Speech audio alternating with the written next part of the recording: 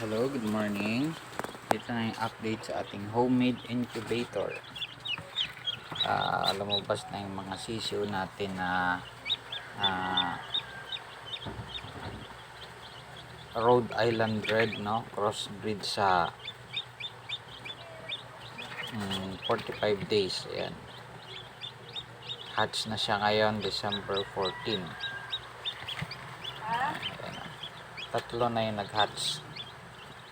Antay pa natin yung dalawa. Gaganda ng chick nila.